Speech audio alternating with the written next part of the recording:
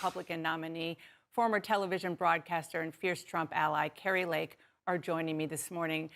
Ms. Lake, I'm going to start with you, and I want to start on the question that everybody says is their top issue across the country, and that is the economy. Inflation is still near its highest levels in 4 decades. In your capital city of Phoenix, it has the highest inflation in the entire country, 13%. So if you are elected governor, what specifically would you do differently to fix that? Well, it's a tough issue because the problem does out of Washington, D.C., but we still have to help our citizens here in Arizona. And the people who are suffering really the most, I've learned, is the people who are nearing retirement or who are retired.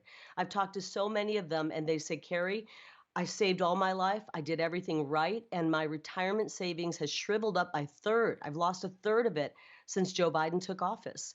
And so we're going to help in any way we can. And that's why I unveiled a plan last week to put a $500 million back into the hardworking Arizonans' pockets by getting rid of our rental tax and our tax on groceries here in Arizona. And this is not going to harm the cities. The general fund, we're going to help them for the next 5 years with the general fund. And we're going to make sure that they have enough to get by. This is a growing Arizona. People want to move here, and our revenues are going up, and we have a surplus. We need to hand some of that back over to the hardworking people, and we will. Let's turn to another issue facing your state, and that is the influx of migrants at the southern border.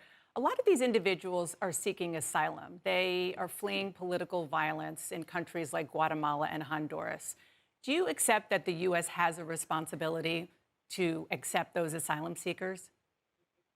Well, the vast majority of the people coming across don't really meet the criteria for asylum. There's a lot of fraudulent asylum claims that are being made. I'm really concerned about the people of Arizona. We've had 5 million people come in, and we've had 1 million of them called gotaways. That means we're not even processing them.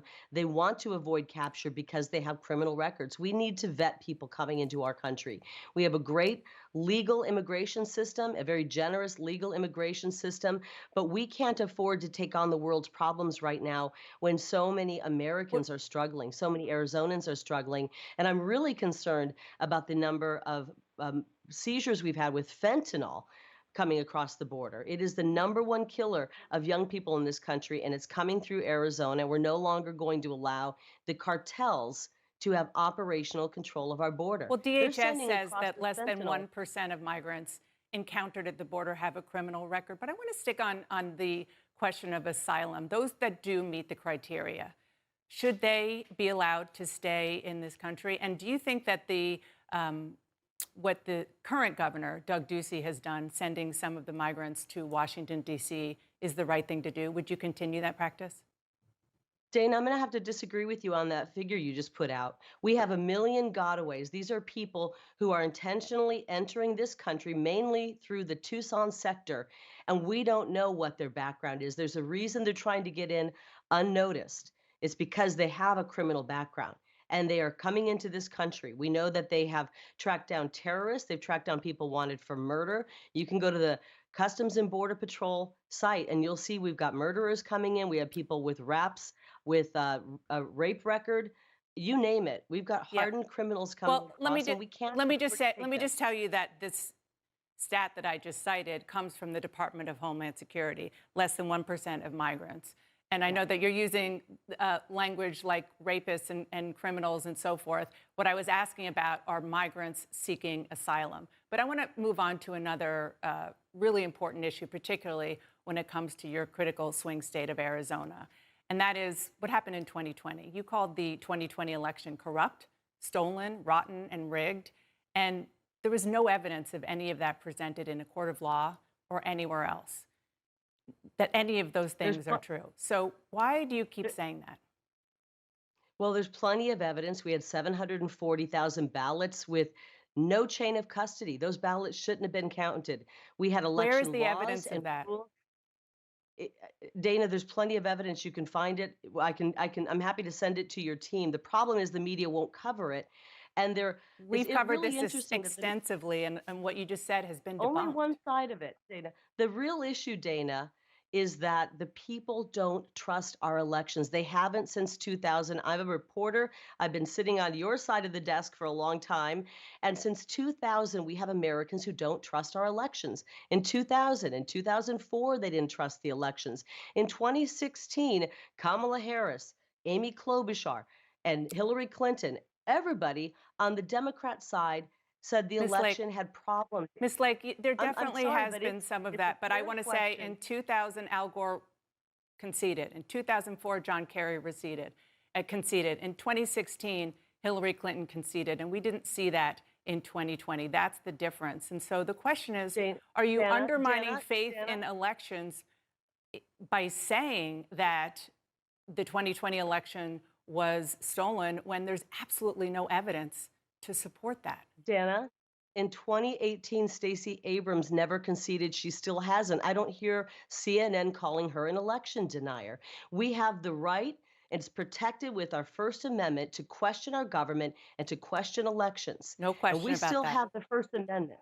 We Yep. still have the First Amendment. And when you start seeing the media cancel people for questioning their government, then that's when we have a problem. That is I a threat totally to agree our about the First Amendment. You and I are benefiting from the First Amendment as we speak. So I couldn't agree with you more on that. I want to Well, I play. sure wish I that want to play for you something that President Trump's own top officials. They're the ones who investigated all of this. Again, these are President Trump's top officials at the Justice Department, and they said under oath that they saw no evidence of substantial fraud in 2020. Take a listen.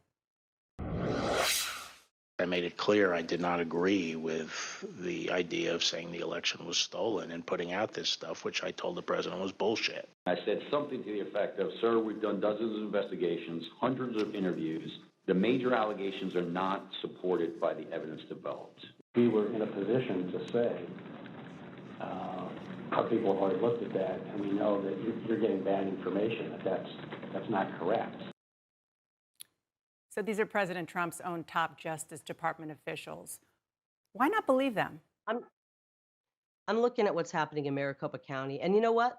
Let's look at the 2022 election of August 2nd, where 1 hour into Election Day, because of my opponent, Katie Hobbs' incompetence, we ran out of ballots 1 hour into Election Day in one of our largest counties, Pinal County. That did happen, and the county officials there Only apologized. Republican ballots. I'm going to Only push back Republican on things that didn't happen. That did happen, and the county officials apologized. But I want to ask about But the Dana, 2020 elections. An apology doesn't bring somebody's vote back.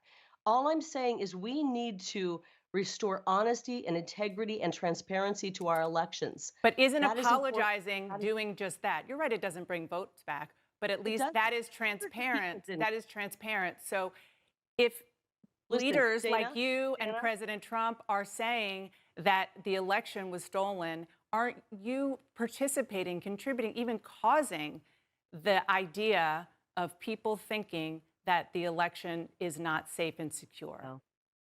No, we are going to make sure our elections are safe and secure for Democrats, independents, and Republicans alike. We want to know that our legal vote counted. We want to know the winner on election night. We don't want to be counting for 10 days. But and we want everyone to know. But shouldn't count it? Don't you want your votes to be counted in campaign trail? 20? Don't you want your votes to be counted, no matter how long it takes in 2022 in November? Dana, I've been on the campaign trail for 503 days. I talked to moms and dads who are losing children because of fentanyl poisoning. I talked to retirees who can't afford gas and food. I talked to parents whose children are getting out of high school and can't read. We have serious problems. We have totally agree. I totally agree, which is why the election denial. You want to have me on here, Dana. You want to have me on here and talk 2020 election, and you're the one who accuses I would me never bring this up ever had you not been bringing this up consistently on the campaign trail. Let's look forward then. Can we talk Will you about accept the results of the Arizona? election in your election? Will you accept the results? We talk about the issues. I came on here thinking we were going to talk about the issues facing Arizonans right now. We did. And you've spent the entirety of this time talking about 2020. I think you're stuck on 2020. I really do. I have interviewed many Republicans and haven't even mentioned it. I only did with you because this is a big thing that you are running on. Let's look ahead. Dana, and let's talk about the 2022 election. Will you accept the results of your election, Ms. Lake? I'm running against a twice convicted racist who cost the state taxpayers $3 million because of her hatred for people of color. She paid a woman of color in her office $30,000 less than men doing the same job. Last week, we learned she held a slave auction, a mock slave auction in high school. We saw her running from a black reporter, hiding in the bathroom from him. I'm not going to lose this election because I'm the going to people of talk to Katie Arizona Hobbs. I'm going never to talk to Katie Hobbs the right people after of we're done. Arizona will never elect a racist like Katie Hobbs. My They just question won't. is, will you accept the results of your election in November? I'm going to win the election and I will accept that result. If you lose, will you accept that? I'm going to win the election and I will accept that result because the people of Arizona will never support and vote for a coward like Katie Hobbs who won't show up on a debate stage. She's single-handedly destroying a 20-year tradition of gubernatorial debates because of her cowardice. So I know already no momentum behind her. The polls are in our favor and we're going to win this election. I'm 100% confident of that. We have the ideas, common sense ideas that people want.